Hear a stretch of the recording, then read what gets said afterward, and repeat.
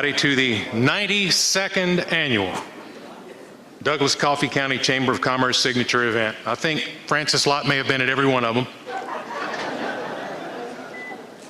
But we would like to welcome some very special guests here this evening. If you would, hold your applause until they've all been recognized. Our keynote speaker tonight is Dr. John Snow, if you'll stand, please. Former United States Senator Sam Nunn. State Representative Dominic LaRicchia, Senator Tyler Harper, and State Representative Clay Perkle. Give these gentlemen a round of applause, please. We'd also like to say thank you for everyone who's contributed to make tonight's program possible. Coffee County Schools, Dr. Morris Lease and Principal Sherry Berry for the use of this facility, and to our sponsors for making this evening of celebration a reality. Our sponsors for the 92nd Annual Chamber event are as follows. Our platinum sponsors, Coffee Regional Medical Center and Pilgrims. Our gold sponsors, Premium Peanut, PCC Airfoils, Southwire, and Douglas National Bank. Silver sponsors, First National Bank of Coffee County, Premium Waters, Clements, Purvis and Stewart, ATC Broadband, and Elixir Extrusions. Our bronze sponsors, Sunbelt Greenhouses, Statewide Engineering, FNB South, Napa Auto Parts, and Colony Bank. If you would, let's give our sponsors a rousing round of applause.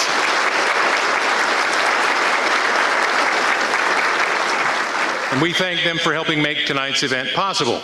Now, platinum sponsor CRMC is pleased to announce that interventional cardiology, say that one really quickly. Interventional cardiology services are now available at Coffee Regional Medical Center under the leadership of Dr. Glenn Evans. Dr. Evans is a 23-year veteran in interventional cardiology. The new Heart and Vascular Center's ribbon cutting and grand opening are scheduled, of course, on Heart Day, February 14th. You'll find an invitation to attend on your table.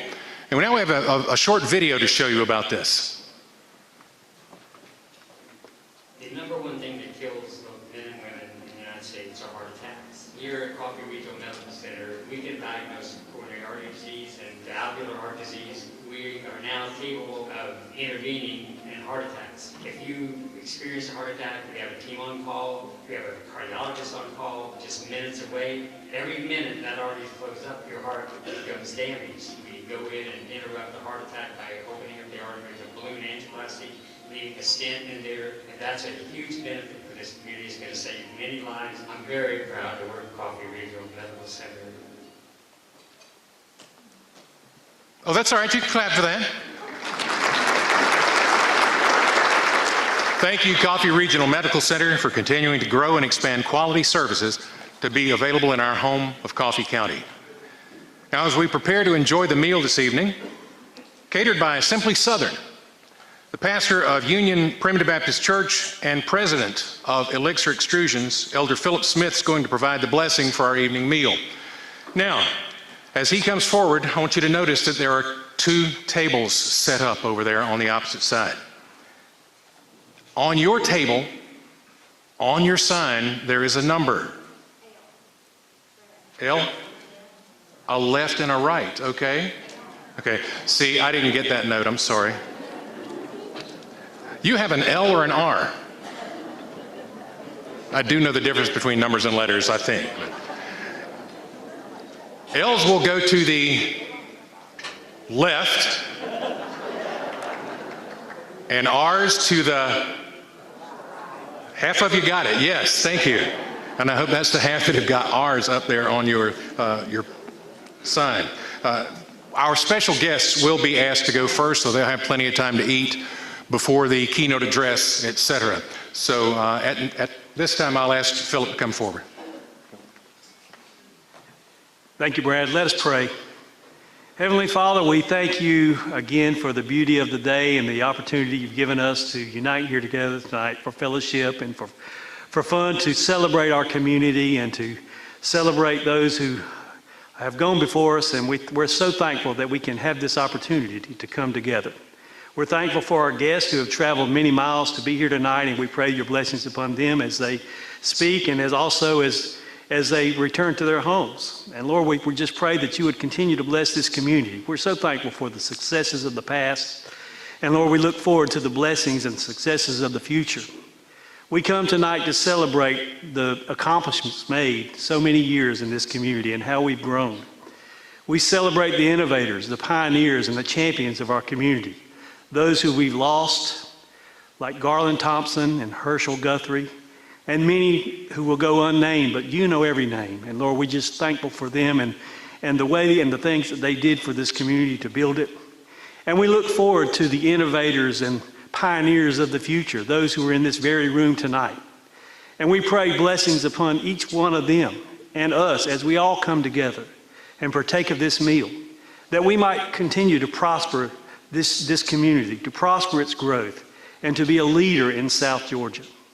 We pray that you bless us as we gather tonight. Bless this food to the nourishment of our bodies and our bodies to your service. In Jesus' name we pray, and amen. Amen. Thank you, Philip. All right, ladies and gentlemen, you know, the first one in line usually gets the best. So let's get our special guests up. You guys go ahead. And then you start as you see fit, ladies and gentlemen. Try not to run over one another. Going to be wonderful food, but please enjoy.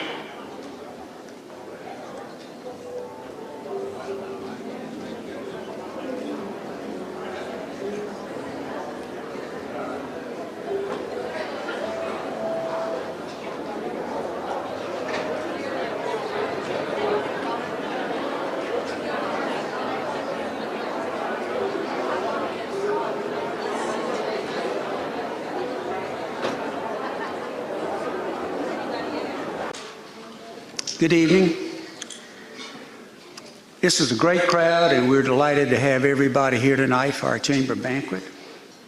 It's been a kind of a strange couple of weeks. I sort of made a momentous decision a few days ago and had been thinking about it a long time, but I don't know about the rest of you, but I just vowed that I'm going to stop stressing over global warming.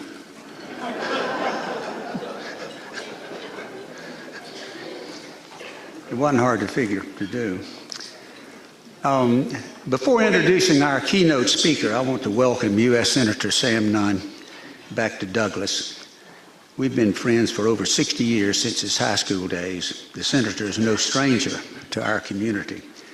Sam played several times in our Go Leave golf tournament and stayed with my family and me. He's an excellent golfer and was an all-state basketball player. My mother vowed that Sam Nunn was the finest young man she had ever met. She just loved him.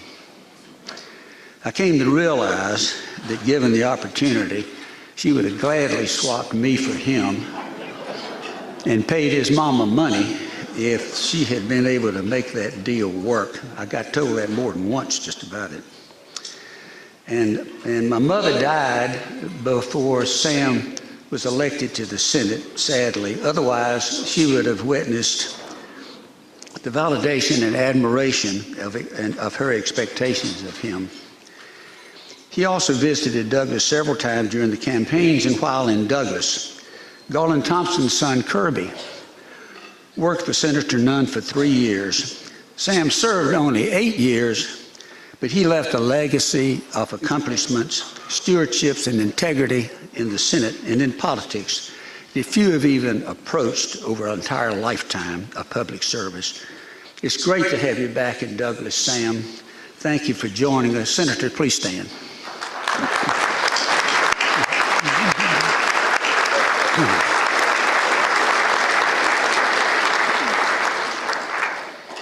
It's my privilege to welcome John and Carolyn Snow to Douglas and Coffee County and to introduce Mr. Snow as this year's keynote speaker. We're honored to have y'all here on this occasion, and we thank you for coming. The Snows have been longtime friends at Amelia Island. Both are very engaging, friendly, down-to-earth people, totally unaffected by successor status. Mr. Snow's bio is printed in your program, but it's too extensive and impressive to just be read, and so I'm compelled to cover some highlights. Certainly, he has lived a remarkable life and enjoyed a meteoric career characterized by huge responsibilities leading to astonishing accomplishments.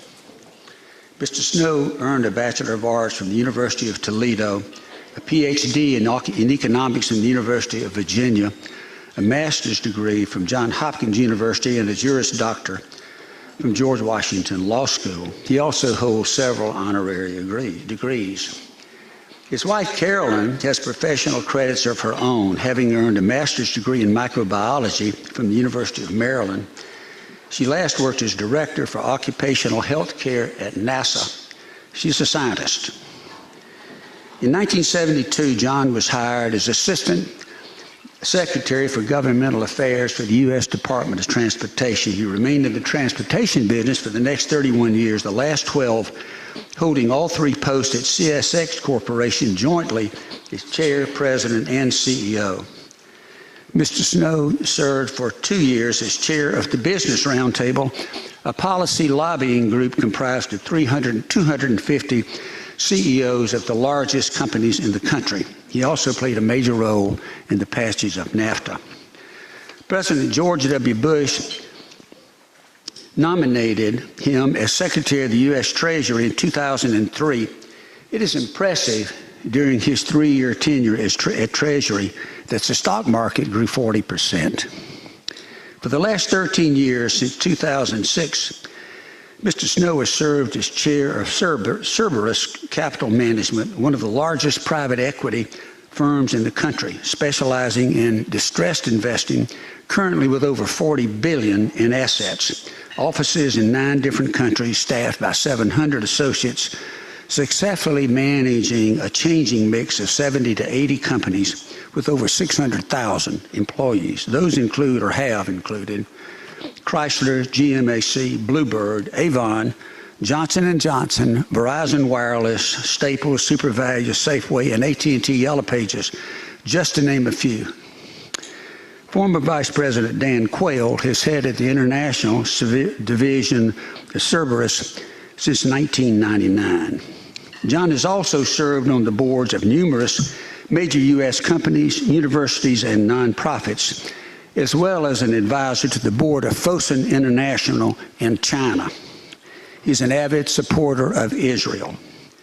Mr. Snow enjoys a strong global presence, and we're privileged and fortunate to have him here. I've been talking to John about Douglas for just years. So he became plumb anxious to come and see what all the fuss was about. We finally worked out the details. He came, took a tour today, so now he knows. John and Carolyn, we're delighted to have you in Douglas. This is a great community, progressive and dynamic, recognized as a star in rural Georgia. And these are the wonderful people here who work every day to make it happen. This is the heart of America right here. Ladies and gentlemen, let's all give Mr. John Snow a rousing welcome to Douglas and Coffee County.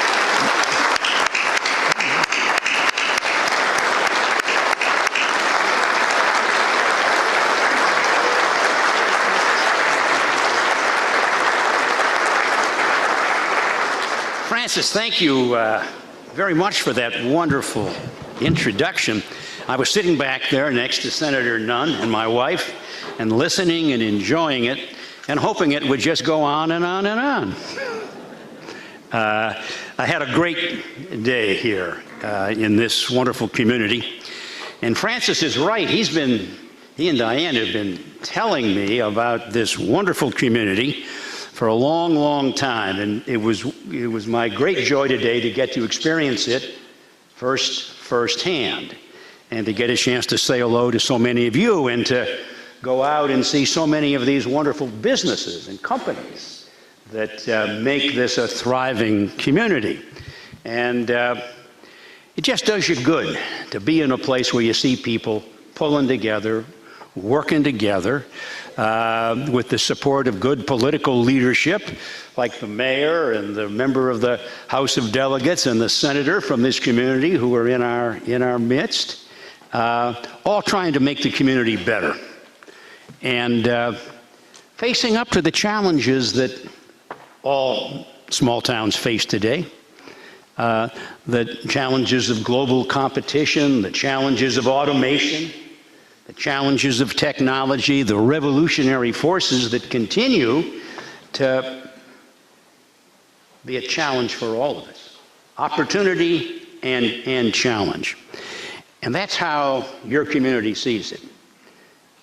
And I was deeply impressed, really, by the spirit of this community.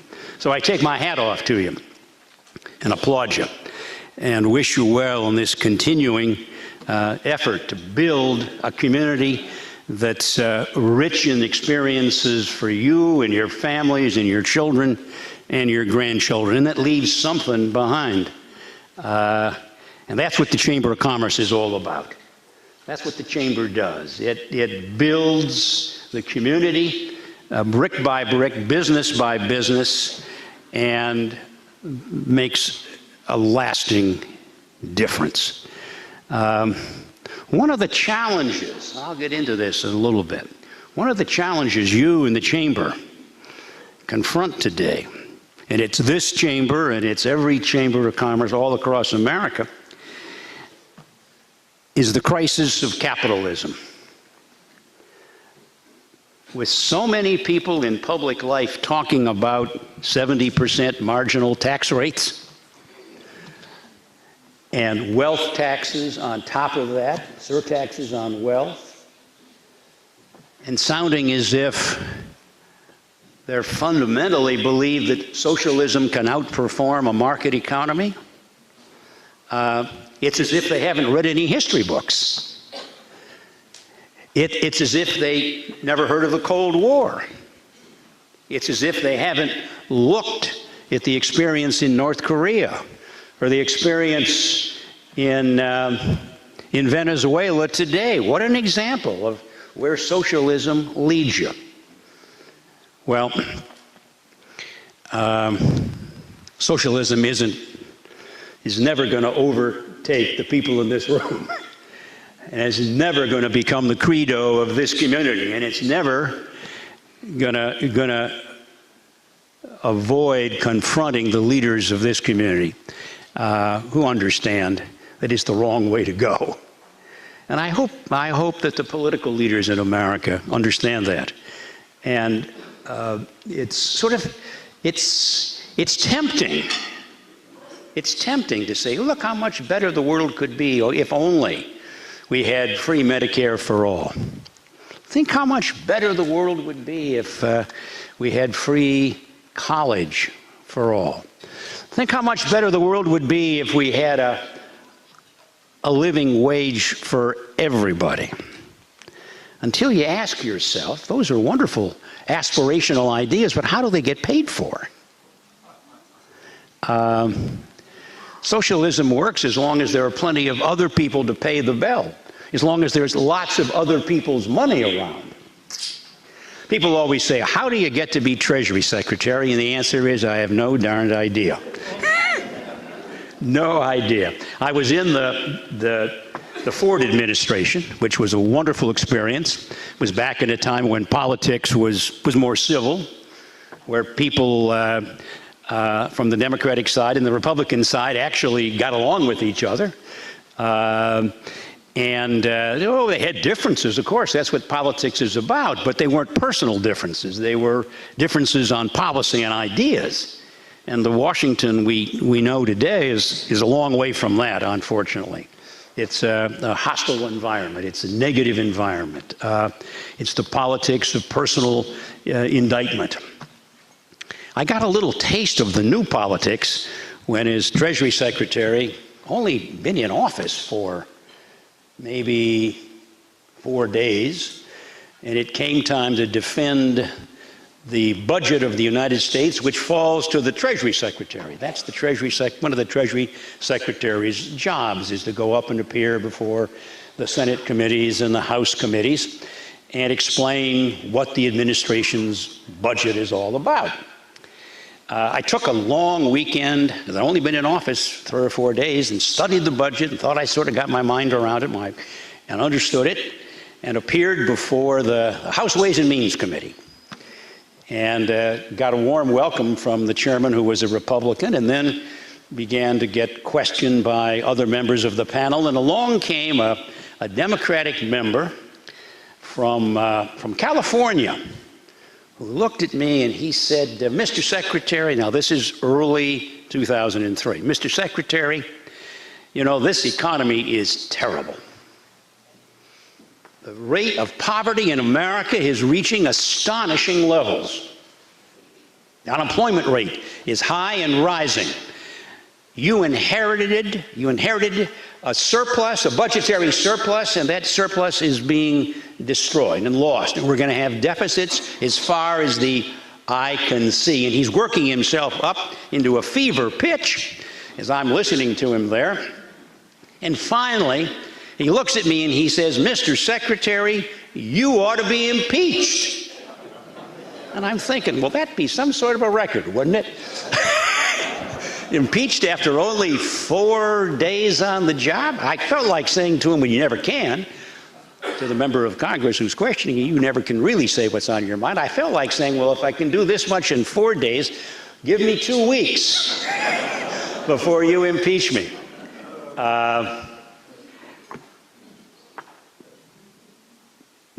We're living in extraordinary times. You all know that. We've never seen a president quite like this before. We've never seen divisions in the country quite like this before. There's a dangerous new challenge for America that comes from China that we have to confront because China doesn't play by the rules. And all of you who are in business and have any connection with that part of the world realize that if you do business with them, they take your technology. You realize that the promise that we thought was there when they came, we welcomed them into the WTO with the idea that we welcome you and you welcome us. Well, we never got a welcome. It's a one-way street. And while I'm not altogether enamored of the president's approach on trade generally, I think taking China on makes sense. Because China, when it comes to trade, is a rogue country. They don't live by the rules. And people like me welcomed them into the WTO, and we were naive in doing so. We took the view if we welcome them in, they'll learn to behave like responsible members of the global economy. I firmly believe that. I made any number of trips to Beijing to meet with the leaders of China, to talk about how we can cooperate and open their markets and so on and so forth. Well, we all look pretty naive now because they never intended to play by the rules. They intended to make their own rules and force those rules on the rest of us and dominate the commerce of the world. And as they do that, they're really a serious threat to the whole global trading system because they've turned average people against trade. They've turned it against globalization. Because the average person in America looks at globalization and they say, what has it done for me? What has it done for me? It's effectively brought lots of competition in to confront me and my work and my business, but they haven't opened up their markets. We haven't been able to get into their markets. It's a one-way street. So it's undermined, China has effectively undermined the legitimacy of the free trade global system. And who tapped into that? Who understood that? Whose antenna was better than anybody else in public life? A fellow named Donald Trump, right? And he channeled that deep set of resentments that average people have, average people, about the way the system worked and the fundamental unfairness of the system that rewards a few. And for most people, they haven't seen an increase in their compensation in 2 decades, 3 decades. And those are the numbers. Those are the numbers. As the president takes on China, which I think he's right to do, I wish he would do it, though, with a coalition of the other countries in the world, because he'd be much more effective if we had Germany and France and the UK and Japan and Indonesia on our side. When I came into the job, I remember meeting with President Bush, and he said, John, the staff here at the White House is really delighted about the fact you're joining the administration. And I said, well, that's great, Mr. President. He said, no, they really are delighted. You know, we have these communication problems, and we need to get our message out, and they tell me you're a good talker, a good speaker, and you even speak without notes, speak extemporaneously. And I said, well, Mr. President, thank you. That's a big compliment. I learned to do that because I was a university professor as a young man with a class at 8 o'clock in the morning of 500 young people. And I had to repeat that at 9 o'clock for another 500 young people. And I knew that if I was using notes and wasn't spontaneous, I'd lose them. They wouldn't stand for that. So I learned somehow to talk without notes. He says, gosh, that's a great skill. That is an incredible skill, marvelous skill. In this job, use notes. And that's good advice for anybody in the cabinet. It's particularly good advice for the Treasury Secretary, because there are enormous amount of money changes hands every day in markets like the currency markets. And they bounce around a lot. And traders love to see that bouncing around because they make money on the bounces.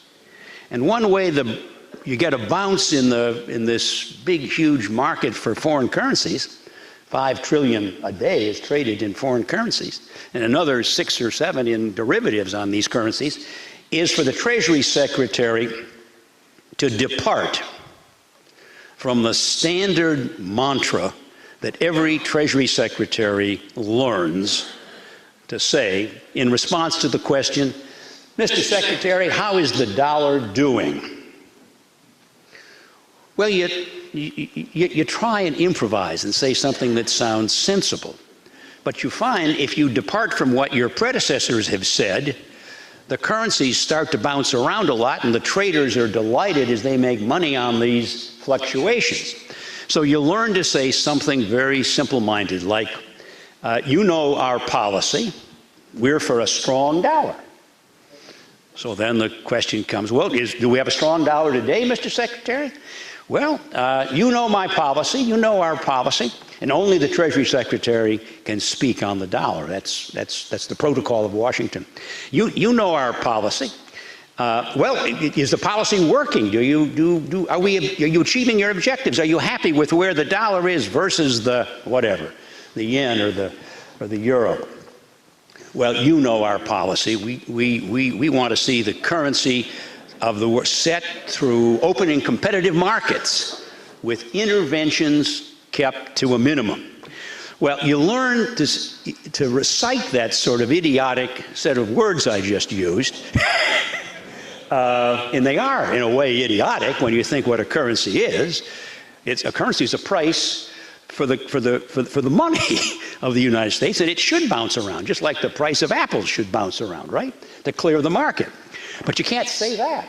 So you end up with this sort of cliche-ridden sort of commentary. And there's a wonderful story that depicts, captures the essence of the dilemma of a Treasury Secretary. It had to do with this fellow who was Treasury Secretary, cautious guy, knowledgeable about markets, came out of the trading world, and he was invited to go to a dinner and make some comments, and he went to the dinner party, small party, made his comments. At the end of his comments, the chairman of the group said to him, Mr. Secretary, would you mind taking a few questions? And he nodded and said, all right. And the first question was, Mr. Secretary, how's your dollar policy working? Well, he grimaced and looked daggers at the fellow that asked that question, and turned to the chairman and he said, Mr. Chairman, are there any members of the press in here? And he was assured there were no members of the press. He said, now is the rules of this organization such that I can be confident that this is all confidential. Everything that goes on in here tonight is confidential. And he's assured that everything that goes on that night would be confidential. And then he says to the chairman, and Mr. Chairman, he said, let me ask you, is everything said here tonight off the record? Off the record. The chairman says, yes, Mr. Secretary, everything is off the record. He then turned to the fellow who'd asked the question, and he said, no comment. That sort of typifies just how, every new secretary falls into the trap of trying to say something new, original, and intelligent on the subject of the currency. And they all retreat back to the we're for a strong dollar.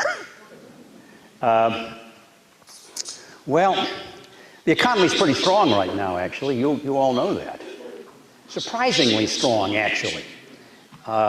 Surprisingly strong. I think the president needs to get some credit for it. Presidents always get more credit and more blame than they probably deserve when it comes to the economy, but certainly the tax cuts had to be positive. Reducing the regulation has to be positive. It improves the return on capital. And whenever you improve the return on capital, it gives an incentive for people to invest. And as people invest, workers have more capital. And as workers have more capital, productivity goes up. And as productivity goes up, then the enterprise becomes more profitable.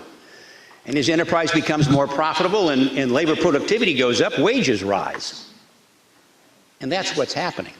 And what's happening this time is even more interesting in some ways, because the labor markets are drawing in lots of workers who'd been on the sidelines.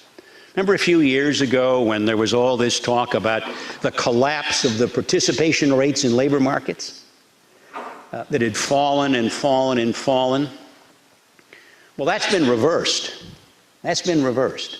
And now there's many, many, many new people in the labor markets. And across the labor markets, wherever you look, conditions are good. Unemployment among Hispanics is the lowest it's been in a long time. Unemployment among elderly men is the lowest. Unemployment among women is the lowest. Unemployment among African Americans is the lowest. It's a generalized improvement in the labor markets. And it's led to some improvement in compensation levels, but not at a rate that causes real concern. And in fact, the mystery of all of this is, after 10 years of quantitative easing, after 10 years of open spigots by the Fed, where their whole objective after the financial crisis was to build up asset values and create inflation, inflation is hard to find. Inflation is very hard to find. We have a deflationary economy, not an inflationary economy. And that's despite just extraordinary. The Fed took their balance sheet up by $4 trillion. $4 trillion additional liquidity in the system, and still no inflation and tight labor markets. So something is working. How long will it go on? Nobody really knows. But it looks pretty solid. Looks like it can go on for quite a while. What could upset it? Well, the trade war could. Both Trump and Xi Jinping have a big incentive to avoid a trade war. One thing we know about a trade war is nobody wins it. You can't win a trade war. You pay a huge price. Xi Jinping pays a huge price in terms of China, which is suffering now with much slower growth rates than it's had. The president would pay a huge price, because he can't achieve the Make America Great Again objective if we have a trade war and we have lots of unemployment and employers can't export and can't hire and won't hire and so on. So it's in both Xi Jinping and President Trump's interest to avoid a trade war. The other big issue is the Fed. And you see the Fed is now backtracked. The Fed looked like they were going to be on a path to raise interest rates, And they've now said, well, wait, we're going to pause. We're not going to do that. I think that's wise. I think there was a risk that we were getting the Fed-directed, administered interest rate above the appropriate level, the level that sustains full employment. And the new chairman is I think, a very able man, who also, I think, recognized that there was some wisdom in what the president was saying. Even though the Fed's independent of the president and of politics, there was some wisdom in what the president was saying. The rates are getting a little too high. So that risk is out of the way. I think the trade war will be avoided. So I would expect to see reasonably good times. Now, trees don't grow to the sky. Good times don't last forever.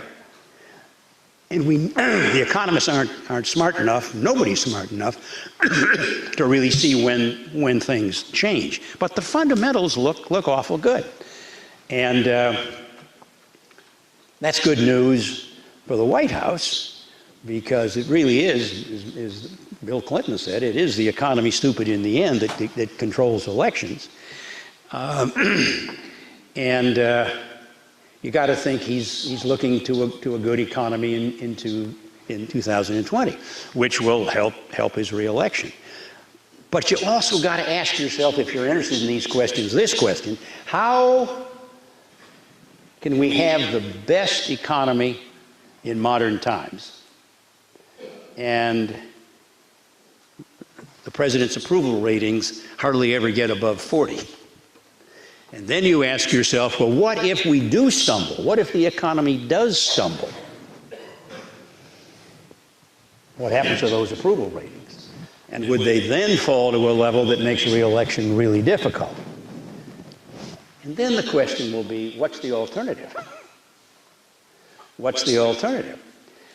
So I could see a scenario where the economy is weaker. And as it weakens somewhat, it's not going to be a recession, but it weakens in 2020. The president's approval ratings fall from the 42, 44 down maybe even into the 30s. And it looks like he's very vulnerable. And then the Democrats give him a gift. I kind of think that's what's going to happen.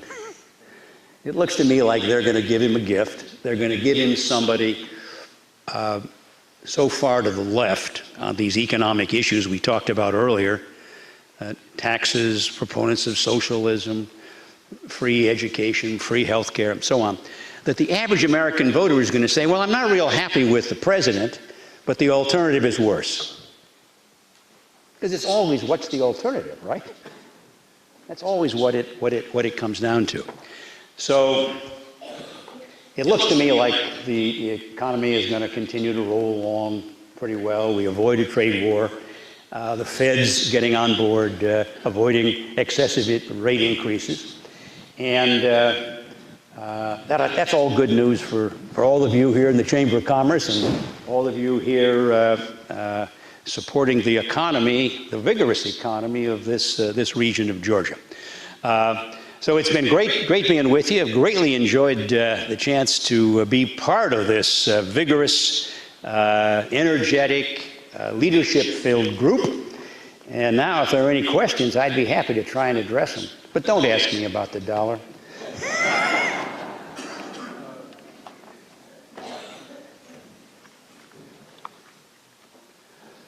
Any questions there? Always hard to get that first question.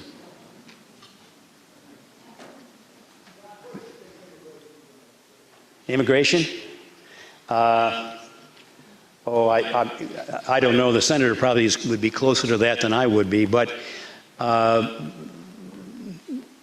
there's not going to be a wall. I mean, Nancy Pelosi has made it pretty clear there's not going to be a wall. There might be a fence. This is sort of a ridiculous issue, really, when you get down to it. But the issue isn't the wall. The issue is having a secure border. And you would think people in the White House and people on the Republican side and Democratic side could come together on this simple proposition that you can't be a great nation if you don't have a secure border. And maybe a wall plays a role in having a secure border, but it's not the only, it's not the be-all and end-all of a secure border. And for Trump, the wall is mainly symbolism. He's much more interested in the soap opera of politics and playing the leading role in that soap opera than he is in the underlying policy. So I think he'd be prepared to compromise on this at some point, as long as, because what is the wall all about? The wall is symbolism. It's metaphor for I'm taking care of you, my constituencies. I care about you.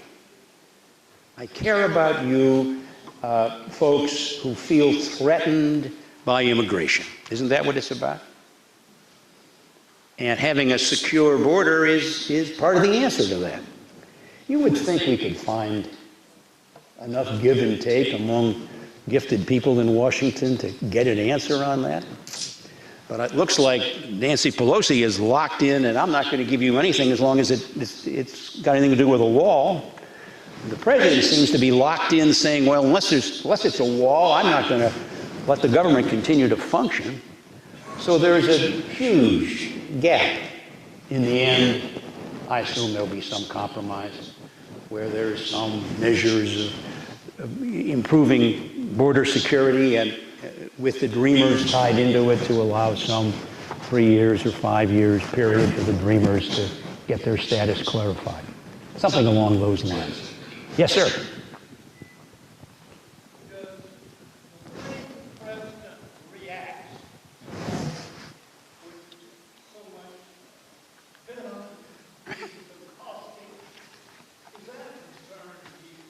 Well, it's his shtick. He's got a shtick, you know. He's the master showman, isn't he? And politics has become show business. And he is the ringmaster of the play. It's his play. He dominates by this form of behavior that many of us would find a little repugnant. But it's his way of dominating everything. Those morning tweets sometimes, drive you nuts. They're so ridiculous. But what's the daily news all about? It's about what he tweeted over, right? Is that any way to run a government? Well, I don't think it's a way to run a government, but it's a way to continue to keep your base saying, that's my guy. He's my guy. He's there for me. He's doing what I want done. And he can get attacked by the New York Times, and he can get attacked by CNN, but he's standing up for me. And that's the message that Trump is continuing to send. And it's got that 35% or whatever it is, rock-ribbed support that won't budge. And as long as he's got that 35% rock-ribbed support that won't budge, he's a huge, huge political power. And a lot of the Republicans just, who know better, run afraid of him. It's interesting to think about Trump, really. What did he do? Right, strip it of everything. What's he all about? He engaged in a hostile takeover of the Republican Party, right? Most members of Congress, standard members of Congress before Trump, don't have much brief for him. They were for things like global trade, open borders, dignified approach to the presidency. 41, was sort of the model of that in Reagan. And what a contrast.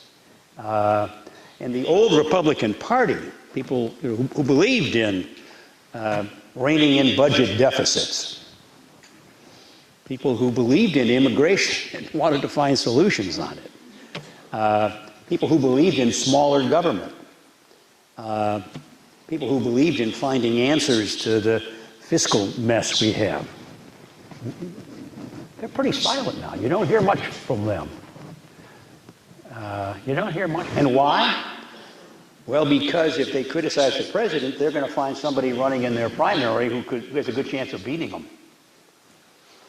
And that's Trump's real ace. That's his ace in the hole on most of the Republican members of the House and the Senate. They don't want to have a challenger who's got Trump's support. Because Trump's pretty successful when he backs challengers to incumbents.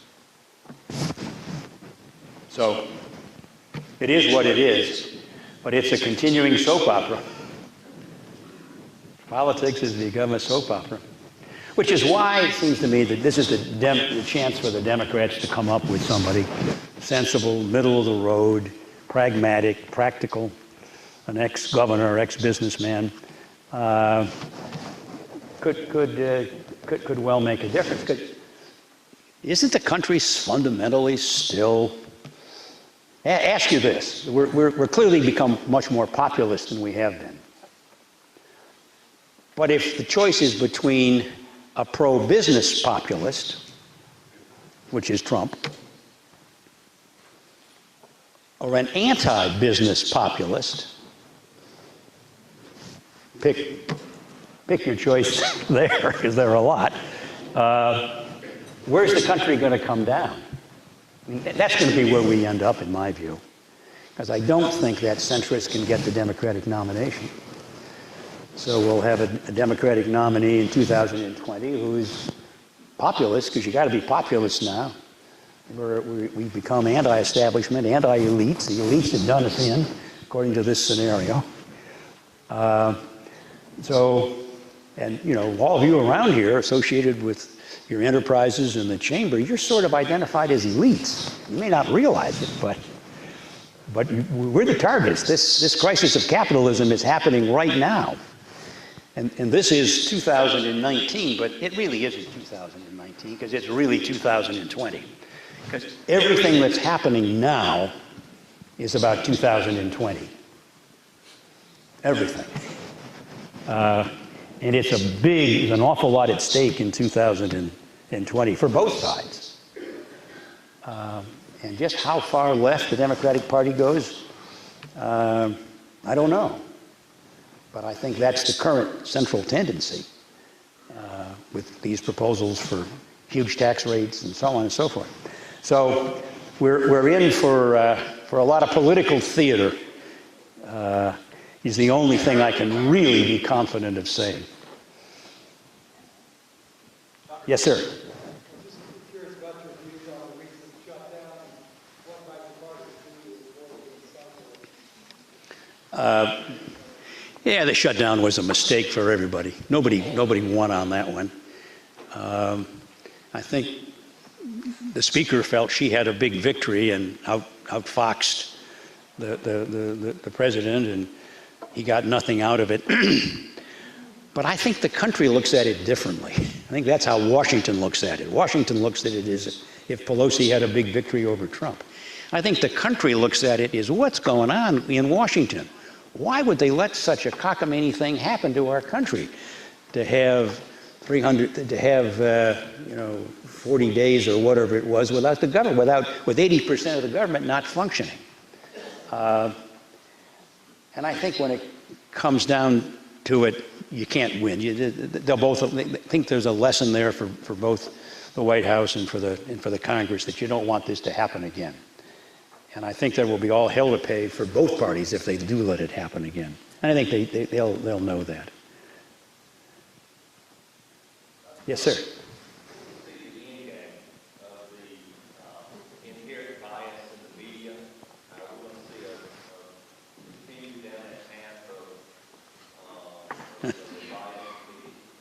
Well, I don't see any let up.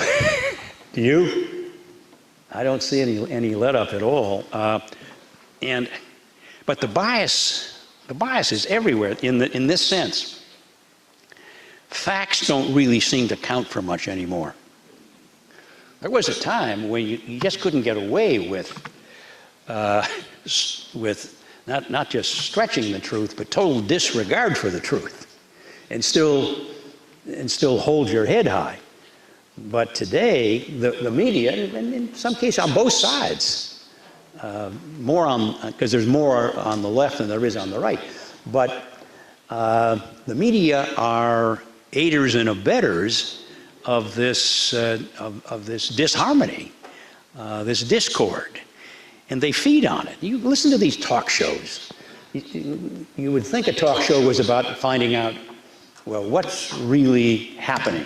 What are the facts here? That talk shows are just shouting matches between political pugilists, right?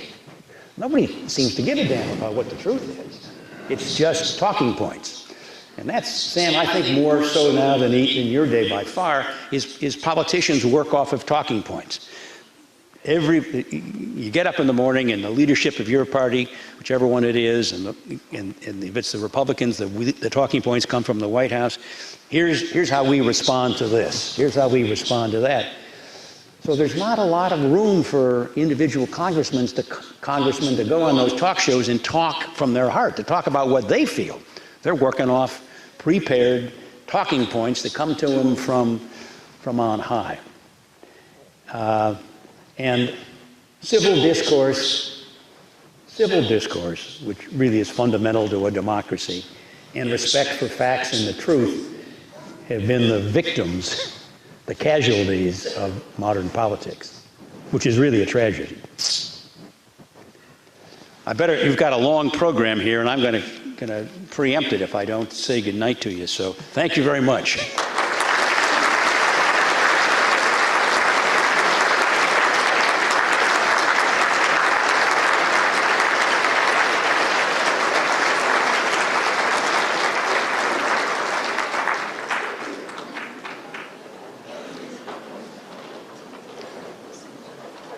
On behalf of the Douglas Coffee County Chamber of Commerce, we are very honored to have had you here this evening. Thank you for your very thoughtful comments, your answers to our questions. We'd like to present a token of our great appreciation with a gift basket of local products that we hope you and Ms. Carolyn will enjoy often. Remind you of your new friends here in South Georgia. Thank you again for coming to Coffee County. Please give him another round of applause, ladies and gentlemen.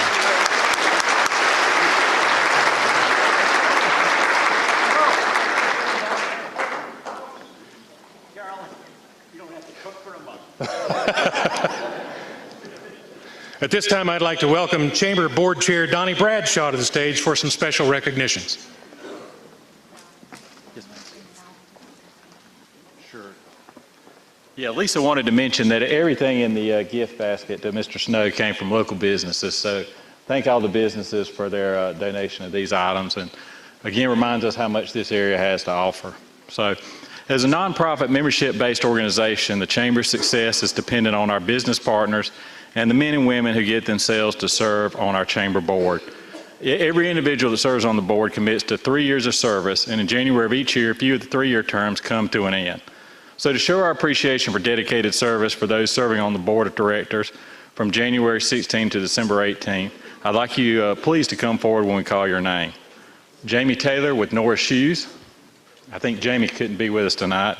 He was out of town. Kendra Street with Southeastern Orthodontics. And Liz Grantham with Douglas National Bank. So again, we want to thank these people for their years of service. This concludes 3 years for them, so thank you all so much for your service. Liz, right over here.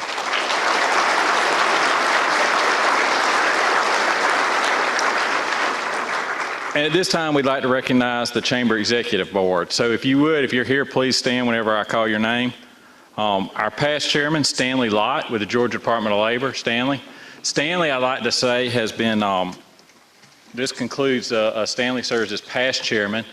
He did a 2-year term, so Stanley has served over 17 years in a chamber board position. I learned more from him than as regard to how to do this job than anybody. He was the chairman when I was vice chairman, so he has, I think in his 17 years, he has missed 3 ribbon cuttings, which is pretty amazing when we average about 4 a week. So Stanley, again, I can't thank you enough for all your years of service. Our first vice chairman, thank y'all. Our first vice chairman, Kevin Elrod with FMB South. Kevin, thank you. Our second vice chairman, incredible person, Tracy McClellan with Wacarty Training Center. our treasurer, Jennifer Morrell with PostNet. And also, we have a symbiotic relationship with the EDA, so I serve on the EDA board, and then the EDA chair serves on our board, so Stuart Smith, our EDA chairman. And we really appreciate the EDA. They fund us, so thank you guys. Our Chamber Board of Directors for 2019, that's Ben Floyd with Coffee Regional Medical Center. Ben. Keith Woodward with Optima Chemical. John James, Walmart Transportation. Gabrielle Munoz with Telemon. Jared Spivey, Colony Bank. Vet Stern with Coffee Middle School. Donovan Clements with Clements Purvis and Stewart. Sanja McCullough with South Georgia College. Linda Sprouse with Clements Purvis and Stewart, CPA and Property Hunters. Banner Waldron, Waldron Enterprises. Frank Bussey, Empowerment International Ministries and Happy Krabby Steak and Seafood. And Brian McNeil with Mosquito Squad and Storage Solutions. We also like to thank our 3 members that will come on. They'll begin their 3-year term in 2019. We're very glad to have them, appreciate their service. That's Paulette Brown with Wiregrass Technical College. Paulette. Look forward to working with Paulette. Chad Guthrie with Ag South. Chad, thank you so much. Look forward to working with you also. And then Shane Shook with Ameris Bank. Thanks, Shane. So this group will come on and begin their service. So we have a whole lot going on, and I know we'll be talking about it throughout the night. So I just want to sincerely thank this group for all their hard work, for all they do. And Francis told me one time, he says, you know, with Donnie, the thing about the EDA, he goes, if you're doing a good job, nobody's going to know about it because it's kind of a secret, and they're not going to appreciate it for 20 years later when you're already done. And I think he's right. So I appreciate this group for all the hard work they do. So thank you.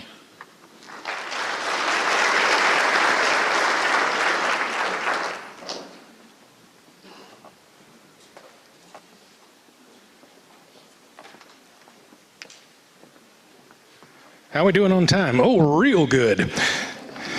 They said we needed to be through by 8:30, so as you're recognized this evening, ladies and gentlemen, you have 9.7 seconds to speak.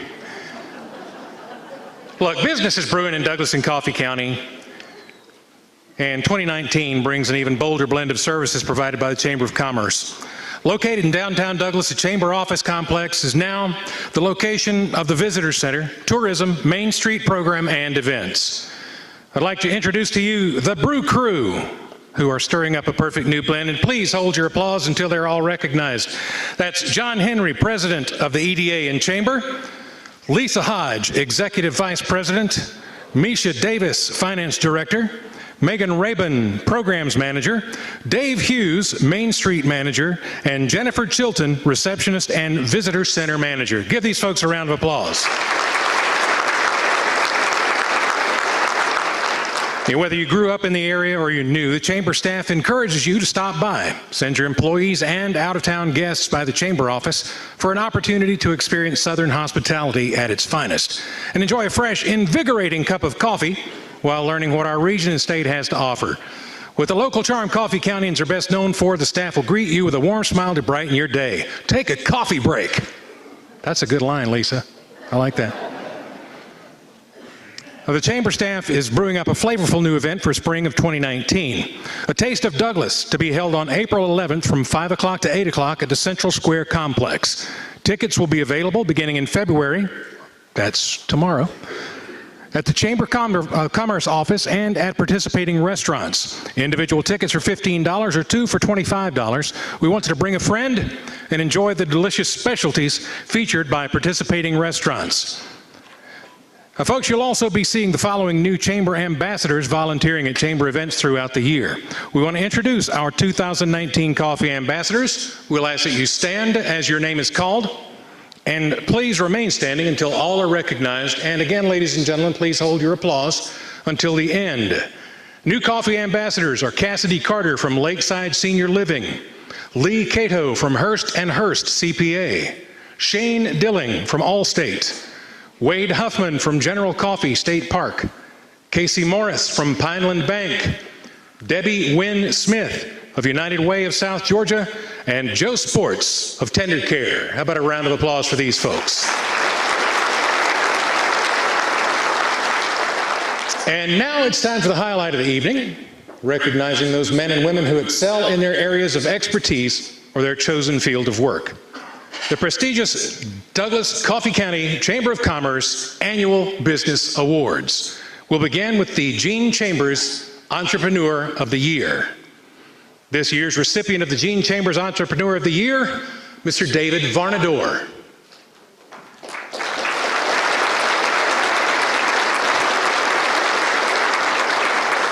Beginning as a young boy in tobacco fields of South Georgia, earning only a few dollars, David saved to buy his school clothes each year and learned at a very young age that hard work was very important.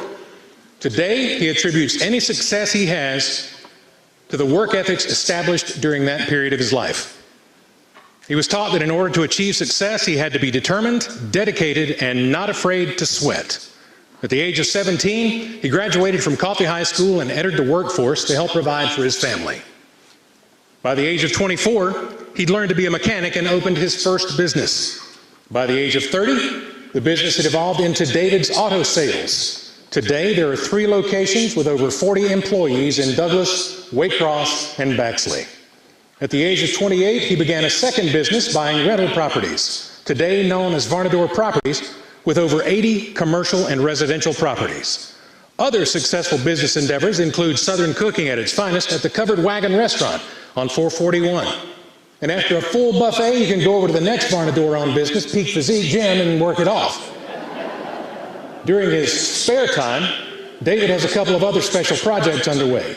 Renovations of the Supreme Meadow Gold Creamery building, which will be the home of Johnny's Pizza and loft apartments above. Now, I do have to tell you that a call was made to the Chamber of Commerce and asked if that building was going to be the new Ricketson Crematory.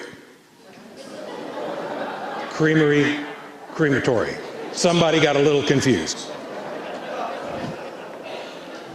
A second special project that's underway is the renovation of Wong's Palace, which will become a new funeral home. Celebrating 35 years of marriage, he and his beautiful wife Sharon have been blessed with 2 children, Mark and Amanda, and 5 grandchildren. Ladies and gentlemen, our Gene Chambers Entrepreneur of the Year, Mr. David Varnador, and his beautiful wife Sharon. Please come to the stage.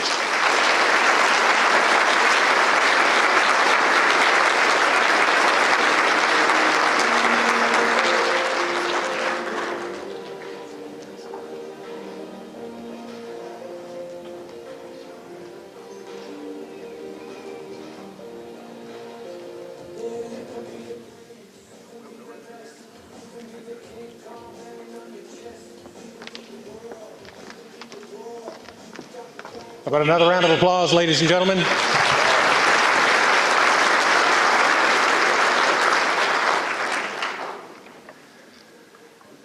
The next prestigious award is the Small Business Partner of the Year. That's awarded to the Shops at Tip Top, Ms. Kayla Sellers.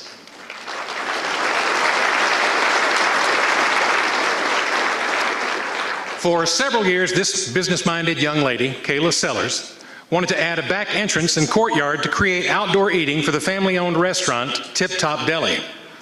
As soon as she learned the land was available, she approached the owners about selling a large enough space for this to happen, but they wouldn't consider dividing the property, so she decided to buy the whole parcel. Soon, construction was underway and the beautiful courtyard completed. However, it didn't look just as she visualized with all the empty land around it.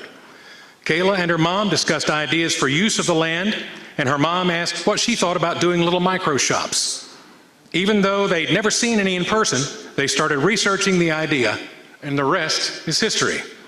Kayla was recently asked what she considered her greatest challenge during the process, and she immediately responded, "The construction." I had no idea what I was taking on when I started this project.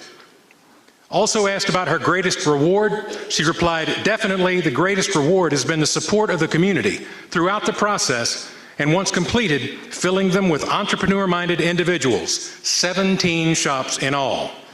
Kayla believes her success in business is without a doubt a blessing from the Lord.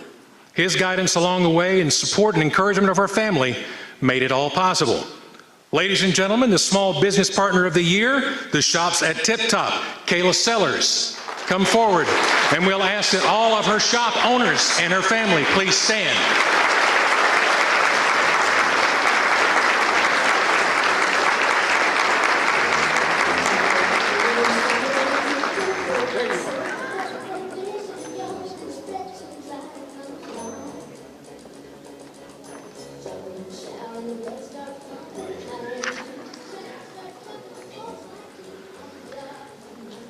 This year's Industry Partner of the Year is Premium Waters.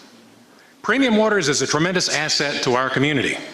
The company was founded in 1994 when it was incorporated by the Chesterman Company in Minneapolis, Minnesota, and has continued to expand throughout the United States. Today it has 8 manufacturing facilities in 8 different states: Wisconsin, Illinois, Tennessee, Mississippi, Texas, Missouri, Nevada, and right here in Douglas, Georgia. Premium Waters began hiring its first employees in Douglas in October of 2007.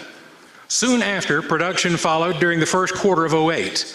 Beginning with 30 employees, they've grown now to over 100 and will have approximately 110 employees with the addition of a variety pack line this year. Mike Lord shared that the greatest challenge PWI faces is the market fluctuation of raw materials and the increase in transportation costs, but the rewards far outweigh the challenges. PWI company values state, "We are committed to the continued development of our employees. We consider them to be our most valuable asset. Watching them develop and grow is our greatest reward." We believe that the success of the company can be attributed to building lasting relationships with customers, exceeding the expectations of customers we serve, developing our employees, and aggressively attacking the waste in everything we do. Ladies and gentlemen, Premium Waters Industry Partner of the Year, Plant Manager Mike Lord.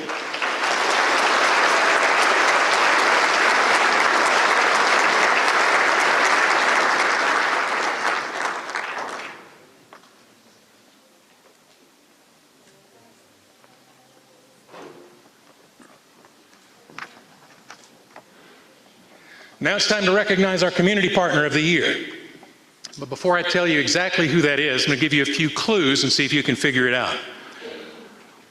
This year's Community Partner of the Year has the largest restaurant chain in Coffee County, but only open for breakfast and lunch. They serve 10,000 meals a day. They have the largest personal transportation fleet with over 5,000 customers served daily. They have the largest cleaning services with 500 rooms cleaned daily, the largest lawn care service with 300 acres maintained daily, and one of the largest vehicle maintenance service providers with over 60 vehicles in a fleet maintained for safe operating condition for cargo that is indeed very precious. It's also Coffee County's largest employer with approximately 1,200 employees and 7,700 mostly happy customers each day. Ladies and gentlemen, the Community Partner of the Year, I am very proud to say, is the Coffee County School System.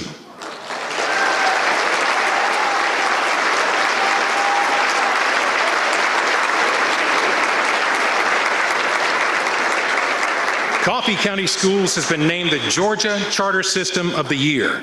This award recognizes a system that has demonstrated excellence in leadership, governance, partnerships, and achievement.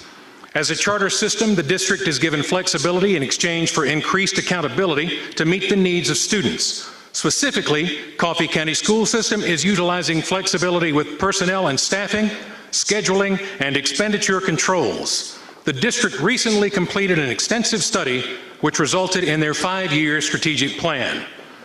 The 2018 graduation rate is the highest it's ever been at 82.8%, which is above the state average, and the largest graduating class in school history with 485 students, and yes, I called every one of those names.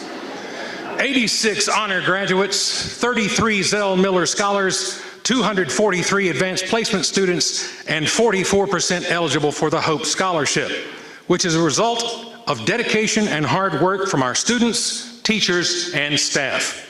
A college and career academy provides an additional option for students, and the partnerships with Wiregrass Georgia Technical College and South Georgia State College provide expanded dual enrollment opportunities. The school system is happy to have the strong support of business and industry, who've partnered to expand even more possibilities for our students. In addition to the Georgia Charter System of the Year, other recent accomplishments, achievements, honors, or awards are as follows. Sherry Berry was named the Middle School Principal of the Year for GASSP. Coffee Middle School was named a Breakout School of the Year for GASSP in 2017. Ambrose Elementary, Broxton Elementary, and Nichols were named 2018 High Progress Schools. Westside Elementary was named 2018 Highest Performing School. Our Board of Education was recognized as a 2018 Exemplary Board. CHS was recognized in 2017 and 2018 as an AP STEM School and AP STEM Achievement School, and a 2017 AP Humanities School. And just yesterday, Ms. Kathy Latham was named the Georgia Council on Economic Education State Economics Teacher of the Year.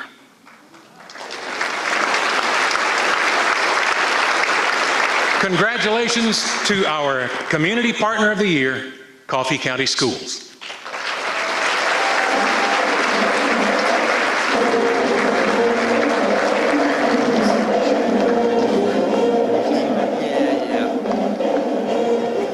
I would be remiss if I didn't say a few words. We couldn't have the success we're having without the support of our Board of Education members. It's a thankless job many times that they run for office, and they provide the oversight and the leadership that they do. And so I want to give a round of applause for our Board of Education members.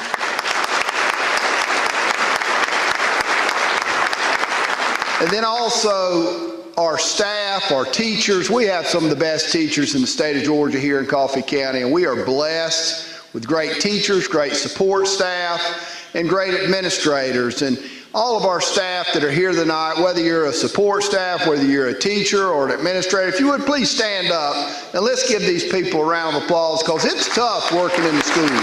It's not easy.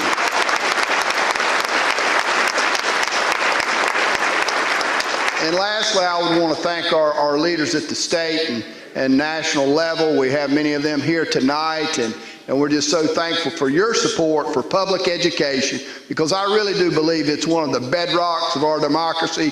If you go to these countries where they don't have freedom and they don't have success and they don't have the economy that we have, what you don't find is a strong public school system. So I really believe it's one of the foundations of why our country is great. We want to thank you for this award. Thank you.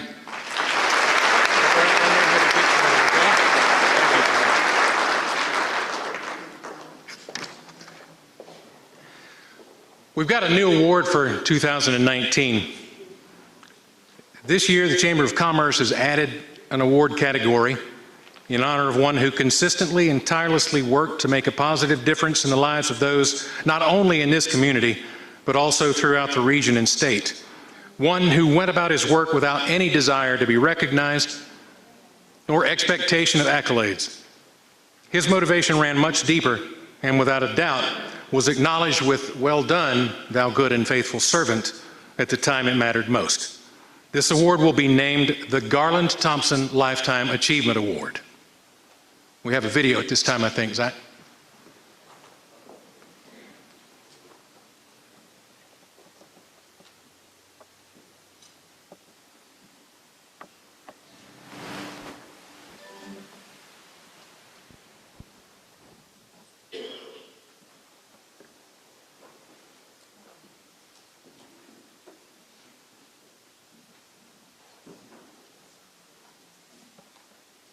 Thousands of Georgians by helping keep agribusiness alive and promoting wise stewardship of natural resources.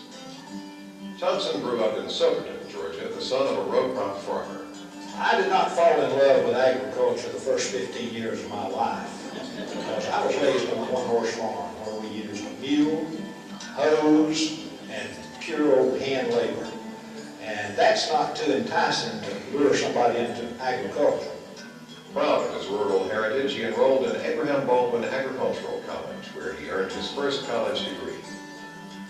After serving his country in the United States Marine Corps, Thompson continued his college education at the University of Georgia, where he earned a bachelor's degree in agricultural economics. He then began his career in the USDA Agricultural Stabilization and Conservation Service. A few years later, he shifted his career toward banking when he accepted a position at the Trust Company Bank of Coffee County. Through this position, he became a pioneer in the field of agribusiness. Thompson was a member and past chairman of the Georgia Bankers Association Agriculture Committee.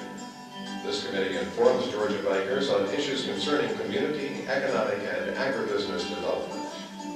Over the years, his leadership in banking has led to affiliations with chambers of commerce, industrial development groups, and development groups. While serving as chairman of the Southeast Georgia Area Planning and Development Commission, Thompson helped establish a $4 million ethanol fuels distillery, which bought wheat and corn from local farmers for the production of alcohol. His efforts also led to the expansion of a jet aircraft engine component manufacturer, which created 600 new jobs. $10 million Coates & Clark yarn manufacturing plant, which created 250 new jobs, and the purchase of Swift Poultry Processing by Gold Kiss, which saved 1,300 food processing jobs. Living and working with the movers and shakers that did the great things in Georgia agriculture gave me an opportunity to meet so many great people and become part of a team. And I feel like hopefully we did some good.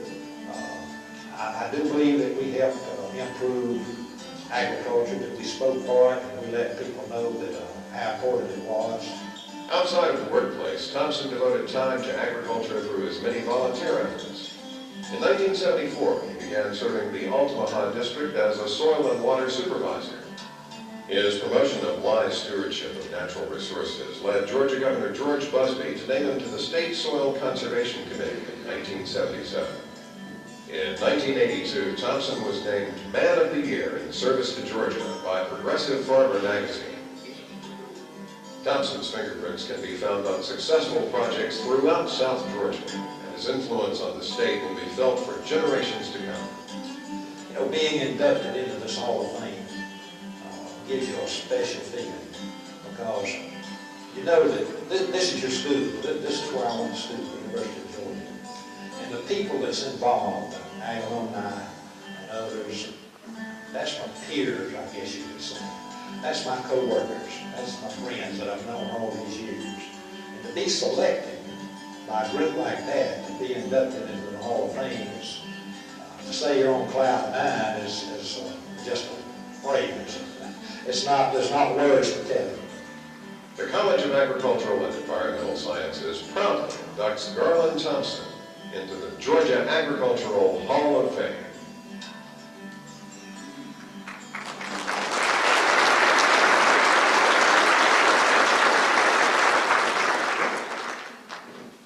You'll find a lot more information about Garland in your program this evening, but he definitely played a direct role in the economic development of Douglas and Coffee County.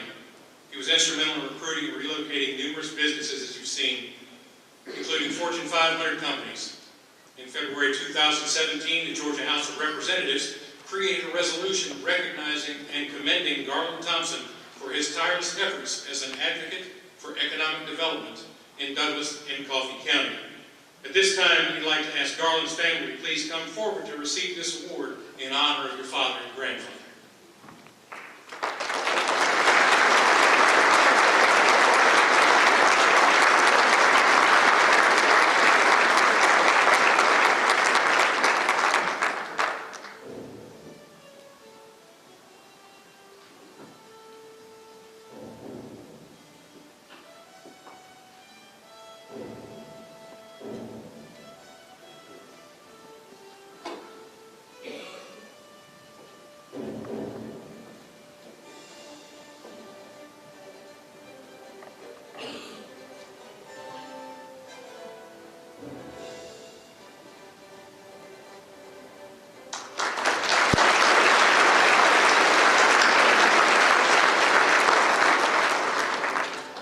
As warranted each year, we will bestow this award on a deserving individual whose contributions to the community align with those of Mr. Garland's. One of Mr. Garland would be proud of to have his name associated with. This year, we've identified an individual who is well-deserving, and just as Mr. Garland works tirelessly for the good of this community. One whose passion continues to help drive economic development in the Douglas Coffee County community, and one whose impact can be found simply by driving through the city. The first recipient of the Garland Thompson Lifetime Achievement Award is Mr. Francis Lott.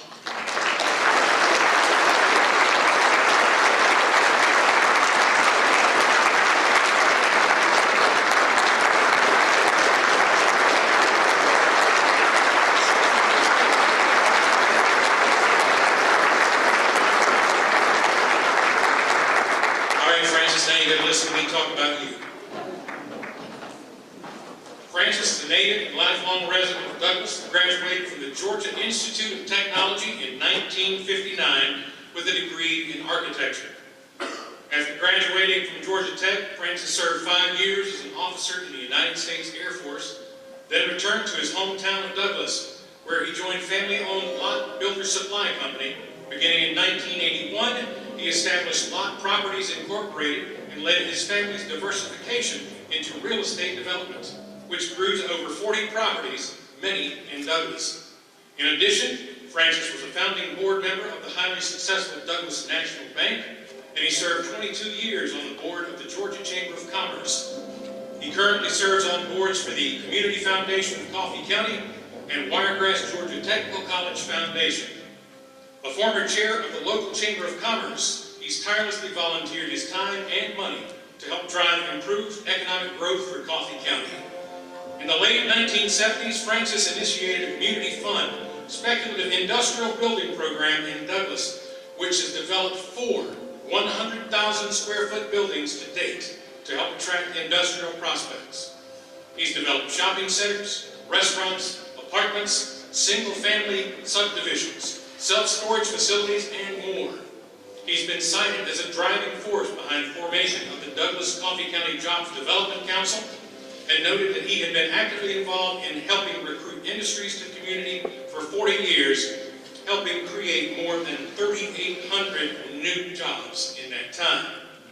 In 2004, Francis established an economic development fund with a $1 million endowment to the Community Foundation of Coffee County to help drive improved economic development and community growth. Francis purchased an abandoned downtown Belk Hudson building in 1998 and completely renovated it in 2004 as a mixed-use business facility.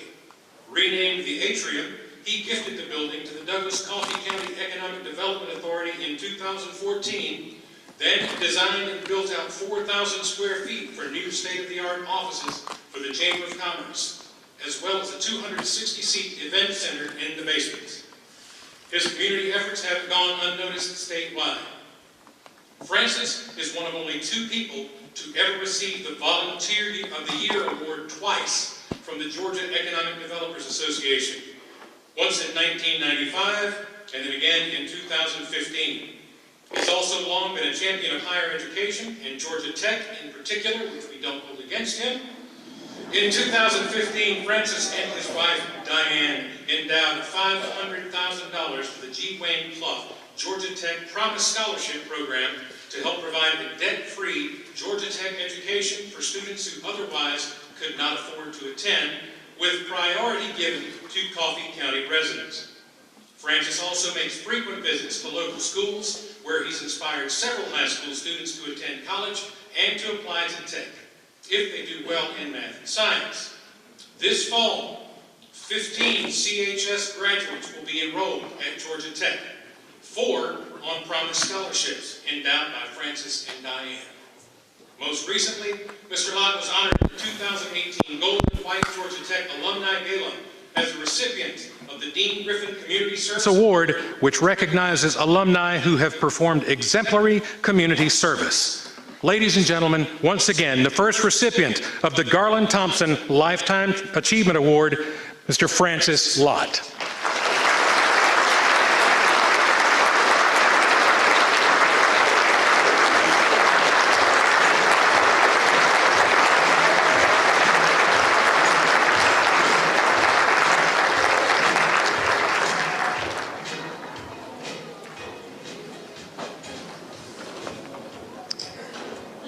This is totally unexpected, of course. I'm humbled and greatly honored.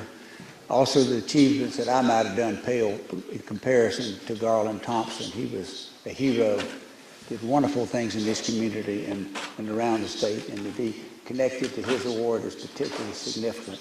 I love this community and have always tried to help do things to make it grow, and I think we all need to do that. We've got a great future here. Douglas is special. Thank y'all.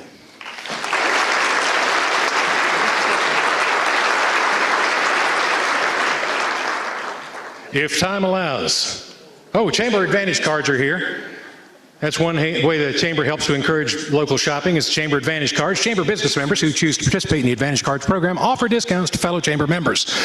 This courtesy discount not only applies to rapport among the Chamber members, but also helps boost the local economy, and yours will be out back in the foyer this evening. They've been hand-counted by the employees. We would like to recognize the following sponsors also: Sunbelt Greenhouses for the plants, Simply Southern Catering and Decor, Wendy Raper with Carried Away Creations, Pam Brigman, Studio B Photography, Jenny Carver Photography, David Lindsay at Ultimate Graphics, my sound guy, the man, Zach Williams. He's our audio-visual tech tonight. Our ambassador volunteers, and last but not least, who is Brad Reiner? Ladies and gentlemen, thank you so much for your attendance tonight. We hope you've enjoyed it as much as we have. Good night.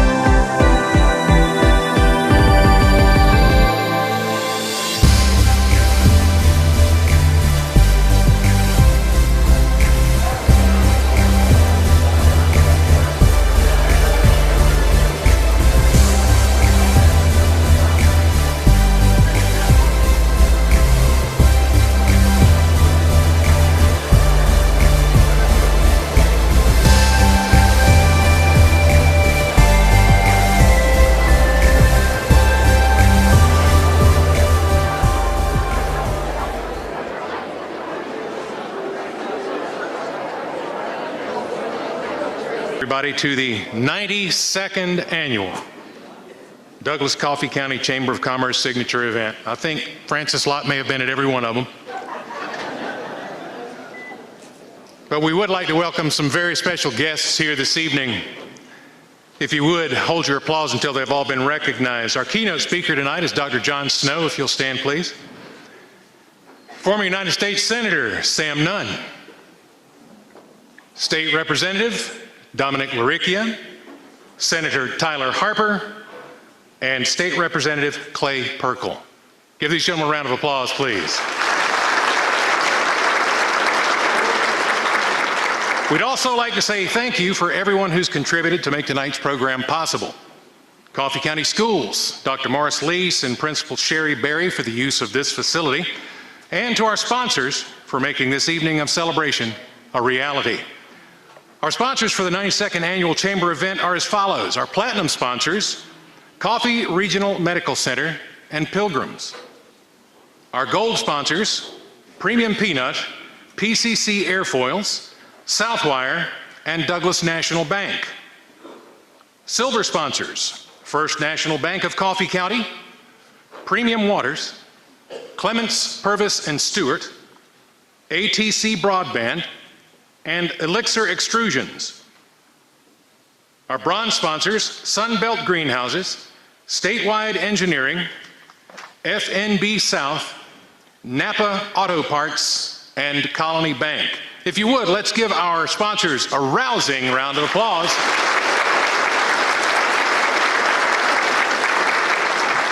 And we thank them for helping make tonight's event possible. Now, platinum sponsor CRMC is pleased to announce that interventional cardiology, say that one really quickly.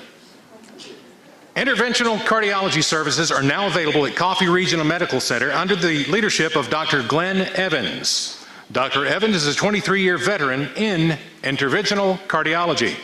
The new Heart and Vascular Center's ribbon cutting and grand opening are scheduled, of course, on Heart Day, February 14th. You'll find an invitation to attend on your table. And now we have a short video to show you about this. The number one thing that kills both men and women in the United States are heart attacks. Here at Coffee Regional Medical Center, we can diagnose coronary artery disease and valvular heart disease. We are now capable of intervening in heart attacks. If you experience a heart attack, we have a team on call, we have a cardiologist on call, just minutes away. Every minute that artery flows up, your heart becomes damaged. We go in and interrupt the heart attack by opening up the artery with a balloon angioplasty, leaving a stent in there, and that's a huge benefit for this community. It's going to save many lives. I'm very proud to work at Coffee Regional Medical Center. Oh, that's all right. You can clap for that. Thank you, Coffee Regional Medical Center, for continuing to grow and expand quality services to be available in our home of Coffee County. Now, as we prepare to enjoy the meal this evening, catered by Simply Southern, the pastor of Union Primitive Baptist Church and president of Elixir Extrusions, Elder Philip Smith, is going to provide the blessing for our evening meal. Now, as he comes forward, I want you to notice that there are two tables set up over there on the opposite side. On your table, on your sign, there is a number. L? A left and a right, okay? Okay, see, I didn't get that note, I'm sorry. You have an L or an R? I do know the difference between numbers and letters, I think. L's will go to the left, and R's to the, half of you got it, yes, thank you. And I hope that's the half that have got R's up there on your sign. Our special guests will be asked to go first, so they'll have plenty of time to eat before the keynote address, etc. So at this time, I'll ask Philip to come forward. Thank you, Brad. Let us pray.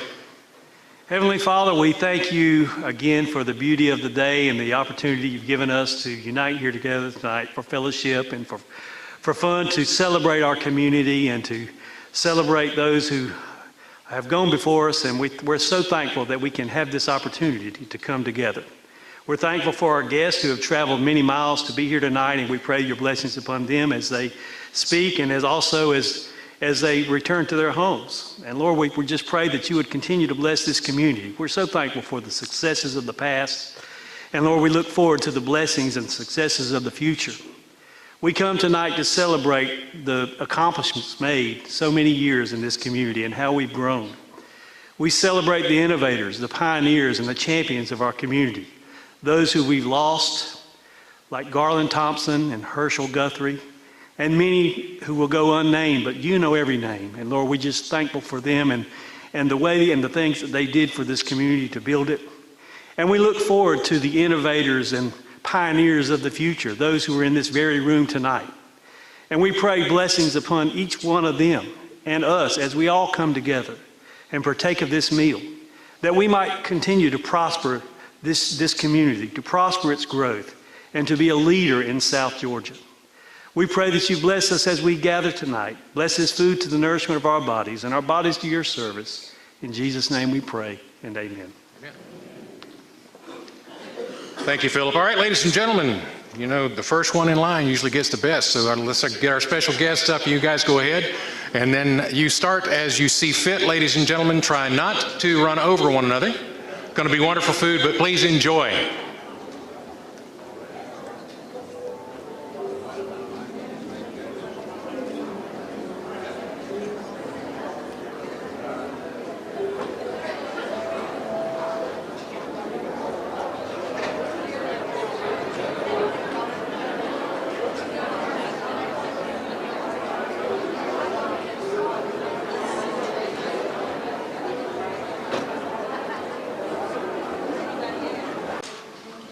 Good evening.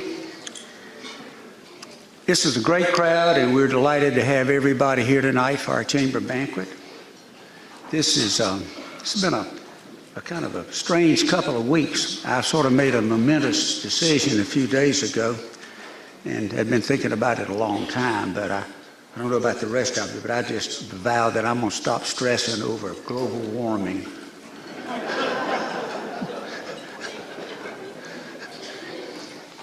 It wasn't hard to figure to do. Before introducing our keynote speaker, I want to welcome U.S. Senator Sam Nunn back to Douglas. We've been friends for over 60 years since his high school days. The senator is no stranger to our community. Sam played several times in our Go Leaf golf tournament and stayed with my family and me. He's an excellent golfer and was an all-state basketball player. My mother avowed that Sam Nunn was the finest young man she had ever met. She just loved him. I came to realize that given the opportunity, she would have gladly swapped me for him and paid his mama money if she had been able to make that deal work. I got told that more than once just about it. And my mother died before Sam was elected to the Senate, sadly. Otherwise, she would have witnessed the validation and admiration of her expectations of him. He also visited Douglas several times during the campaigns, and while in Douglas, Garland Thompson's son, Kirby, worked for Senator Nunn for 3 years. Sam served only 8 years, but he left a legacy of accomplishments, stewardships, and integrity in the Senate and in politics that few have even approached over an entire lifetime of public service. It's great to have you back in Douglas, Sam. Thank you for joining us. Senator, please stand.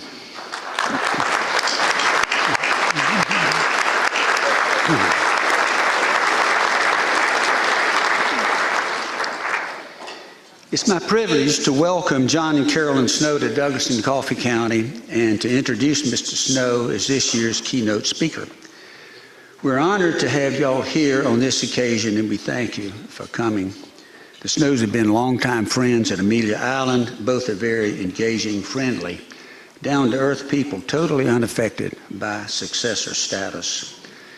Mr. Snow's bio is printed in your program, but it's too extensive and impressive to just be read, and so I'm compelled to cover some highlights. Certainly, he has lived a remarkable life and enjoyed a meteoric career, characterized but huge responsibilities leading to astonishing accomplishments.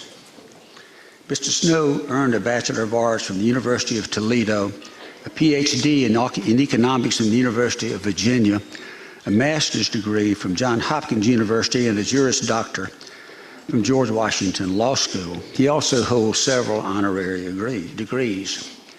His wife, Carolyn, has professional credits of her own, having earned a master's degree in microbiology from the University of Maryland. She last worked as Director for Occupational Health Care at NASA.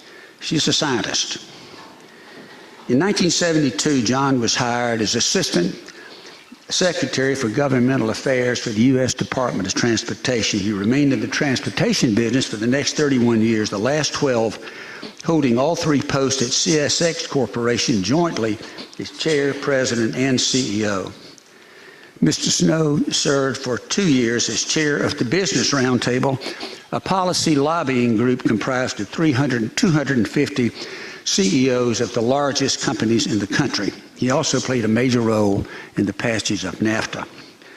President George W. Bush nominated him as Secretary of the U.S. Treasury in 2003. It is impressive during his 3-year tenure at Treasury that the stock market grew 40%. For the last 13 years, since 2006, Mr. Snow has served as chair of Cerberus Capital Management, one of the largest private equity firms in the country, specializing in distressed investing, currently with over $40 billion in assets. Offices in 9 different countries, staffed by 700 associates, successfully managing a changing mix of 70 to 80 companies with over 600,000 employees. Those include, or have included, Chrysler, GMAC, Bluebird, Avon, Johnson & Johnson, Verizon Wireless, Staples, SuperValu, Safeway, and AT&T Yellow Pages, just to name a few. Former Vice President Dan Quayle has headed the international division of Cerberus since 1999. John has also served on the boards of numerous major U.S. companies, universities, and nonprofits, as well as an advisor to the board of Fosun International in China. He's an avid supporter of Israel. Mr. Snow enjoys a strong global presence, and we're privileged and fortunate to have him here. I've been talking to John about Douglas for just years. So he became plumb anxious to come and see what all the fuss was about. We finally worked out the details. He came, took a tour today, so now he knows. John and Carolyn, we're delighted to have you in Douglas. This is a great community, progressive and dynamic, recognized as a star in rural Georgia. And these are the wonderful people here who work every day to make it happen. This is the heart of America right here. Ladies and gentlemen, let's all give Mr. John Snow a rousing welcome to Douglas and Coffee County.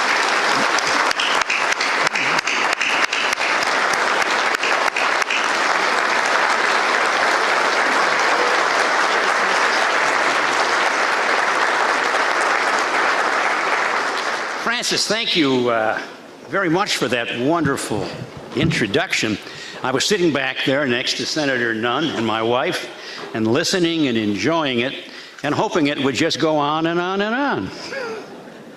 I had a great day here in this wonderful community. And Francis is right. He and Diane have been telling me about this wonderful community for a long, long time, and it was my great joy today to get to experience it firsthand, and to get a chance to say hello to so many of you, and to go out and see so many of these wonderful businesses and companies that make this a thriving community. And it just does you good to be in a place where you see people pulling together, working together, with the support of good political leadership, like the mayor and the member of the House of Delegates and the senator from this community who are in our midst, all trying to make the community better. And facing up to the challenges that all small towns face today, the challenges of global competition, the challenges of automation, the challenges of technology, the revolutionary forces that continue to be a challenge for all of us. Opportunity and challenge. And that's how your community sees it. And I was deeply impressed, really, by the spirit of this community. So I take my hat off to you and applaud you and wish you well in this continuing effort to build a community that's rich in experiences for you and your families and your children and your grandchildren, and that leaves something behind. And that's what the Chamber of Commerce is all about. That's what the Chamber does. It builds the community brick by brick, business by business, and makes a lasting difference. One of the challenges, I'll get into this in a little bit, one of the challenges you and the Chamber confront today, and it's this Chamber and it's every Chamber of Commerce all across America, is the crisis of capitalism. With so many people in public life talking about 70% marginal tax rates, and wealth taxes on top of that, surtaxes on wealth, and sounding as if they fundamentally believe that socialism can outperform a market economy, it's as if they haven't read any history books. It's as if they never heard of the Cold War. It's as if they haven't looked at the experience in North Korea or the experience in Venezuela today. What an example of where socialism leads you. Well, socialism is never going to overtake the people in this room. And it's never going to become the credo of this community. And it's never going to avoid confronting the leaders of this community who understand that it's the wrong way to go. And I hope that the political leaders in America understand that. And it's tempting.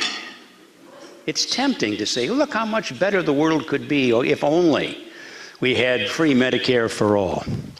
Think how much better the world would be if we had free college for all. Think how much better the world would be if we had a living wage for everybody. Until you ask yourself, those are wonderful aspirational ideas, but how do they get paid for? Socialism works as long as there are plenty of other people to pay the bill, as long as there's lots of other people's money around. People always say, how do you get to be Treasury Secretary? And the answer is, I have no darned idea. No idea. I was in the Ford administration, which was a wonderful experience. It was back at a time when politics was more civil, where people from the Democratic side and the Republican side actually got along with each other. They had differences, of course, that's what politics is about, but they weren't personal differences. They were differences on policy and ideas. And the Washington we know today is a long way from that, unfortunately. It's a hostile environment. It's a negative environment. It's the politics of personal indictment. I got a little taste of the new politics when, as Treasury Secretary, only been in office for maybe 4 days, and it came time to defend the budget of the United States, which falls to the Treasury Secretary. That's the one of the Treasury Secretary's jobs, is to go up and appear before the Senate committees and the House committees and explain what the administration's budget is all about. I took a long weekend, because I'd only been in office 3 or 4 days, and studied the budget and thought I sort of got my mind around it and understood it, and appeared before the House Ways and Means Committee. And got a warm welcome from the chairman, who was a Republican, and then began to get questioned by other members of the panel. And along came a a Democratic member from California who looked at me and he said, Mr. Secretary, now this is early 2003, Mr. Secretary, you know, this economy is terrible. The rate of poverty in America is reaching astonishing levels. The unemployment rate is high and rising. You inherited a surplus, a budgetary surplus, and that surplus is being destroyed and lost. And we're going to have deficits as far as the eye can see. And he's working himself up into a fever pitch as I'm listening to him there. And finally, he looks at me and he says, Mr. Secretary, you ought to be impeached. And I'm thinking, well, that'd be some sort of a record, wouldn't it? Impeached after only 4 days on the job? I felt like saying to him, well, you never can. To the member of Congress who's questioning you, you never can really say what's on your mind. I felt like saying, well, if I can do this much in 4 days, give me 2 weeks before you impeach me.